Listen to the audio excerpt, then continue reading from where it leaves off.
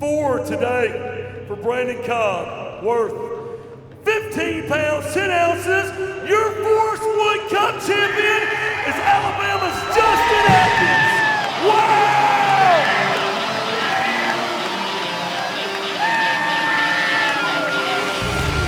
Justin Atkins, 2017 Forrest Wood Cup champion.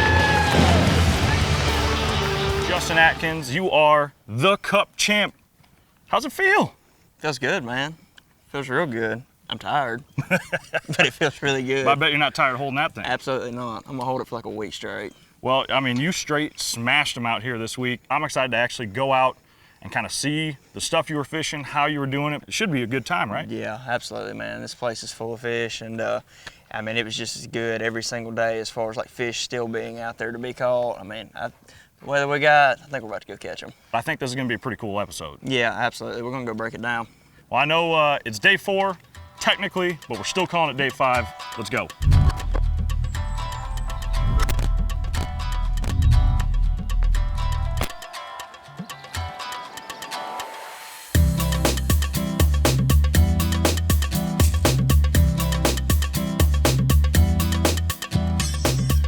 All right, Justin, we're here on a spot you fished. Tell me about it. What do we got going on? Basically, you just got a little point coming off this island. There's been some man-made structure put out here, which everybody knows now is cane piles. This was just a really fresh one. I caught several fish in the tournament out of it, several key fish. I just figured it'd be a good place to start day 5 at. Let's do it, man. Send one out there. I kind of just want to watch him catch one, you know what I'm saying?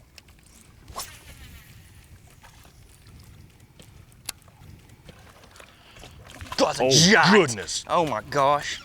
That's like a 7. Oh, it pulled off. Oh, that was like a 7-pounder. dude, that was a big one. Holy smokes. I got grass and all kind of crap. What was going on there? Dude, that, oh. It was just a big striper. No. No, it was not. That was a big green one. Oh, like, Well, let's take your mind off it. Don't worry, you're not trying to win anything, so that's cool, right? I'm just trying to win day 5. But tell me a little bit about how, I mean, you kept that top on in your hand pretty much the whole time. Tell me how you worked it.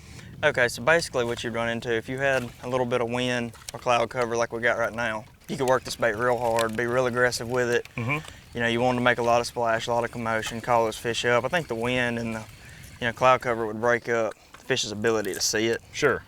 And so, you could get away with being a lot quicker. When it would get slick or, sunny and the bites, we're getting tougher, I would really slow that bait down and hit it on more of a slack line.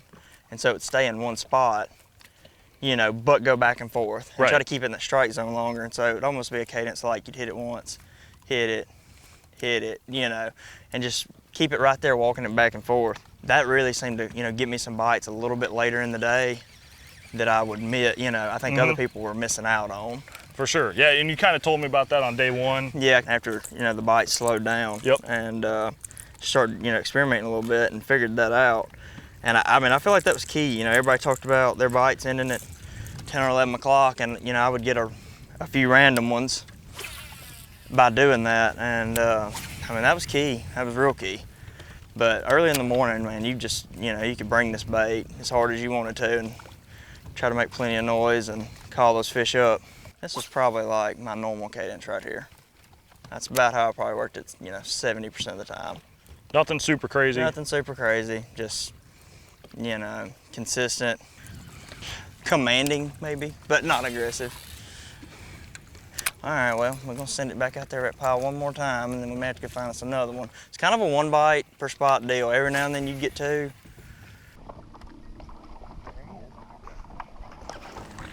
Big and 2.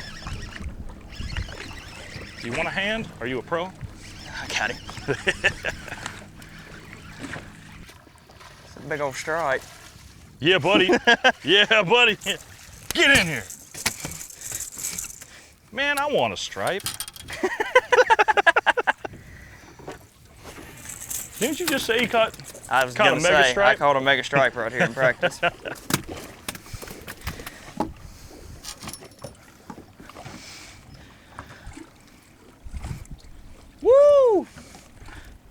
Be free.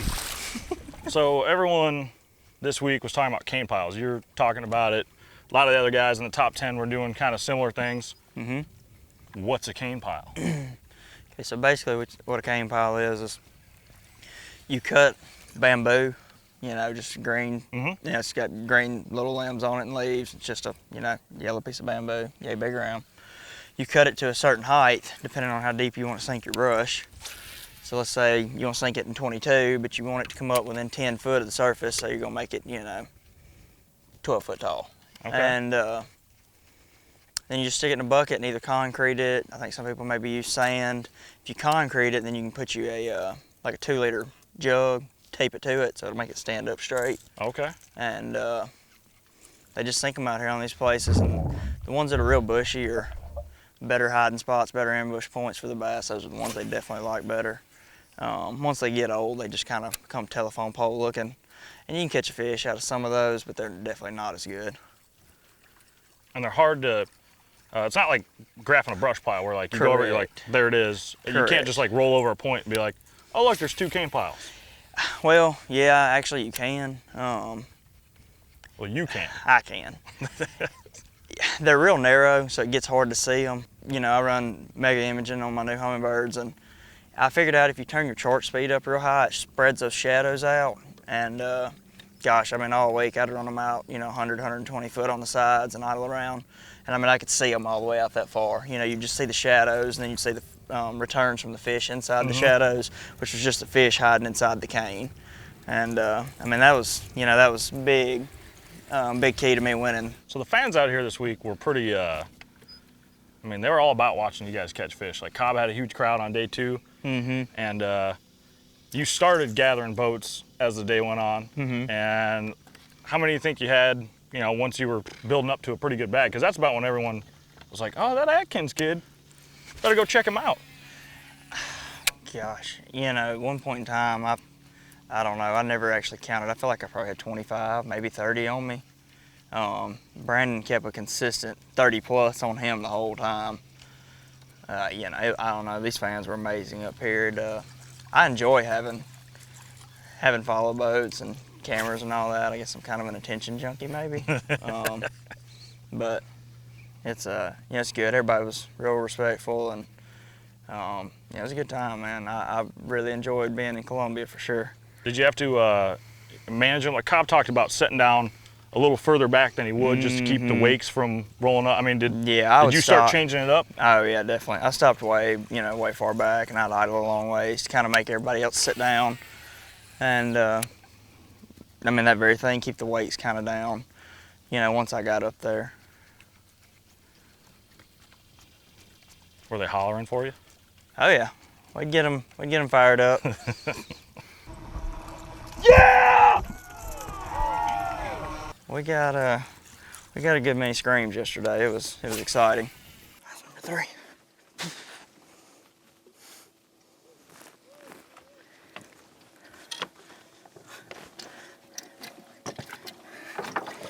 Hey, that was weak. This is the last morning of the cup. Come on.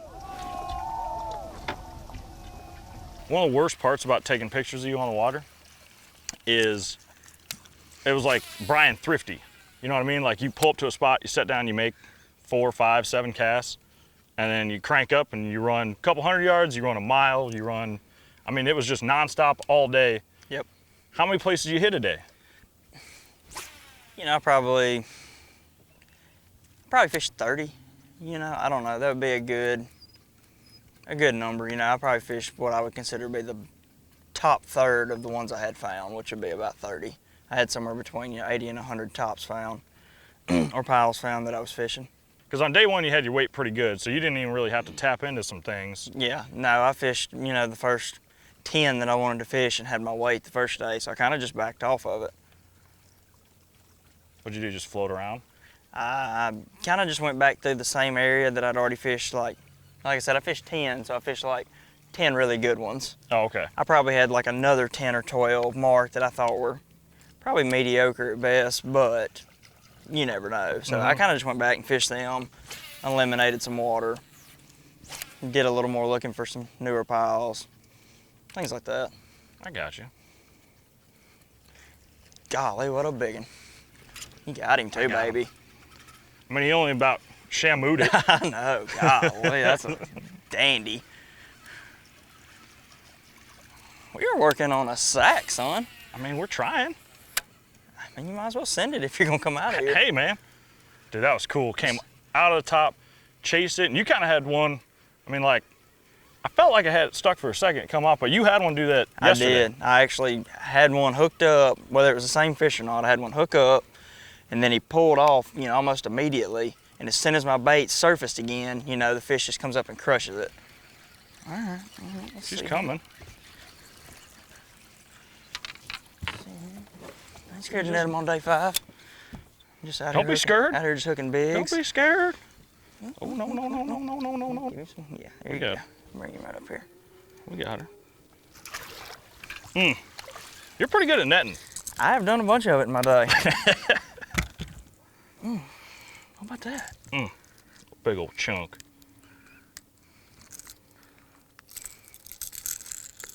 There you go, my friend. Oh, thanks. Let him see that hammer. That's a good one. Absolutely.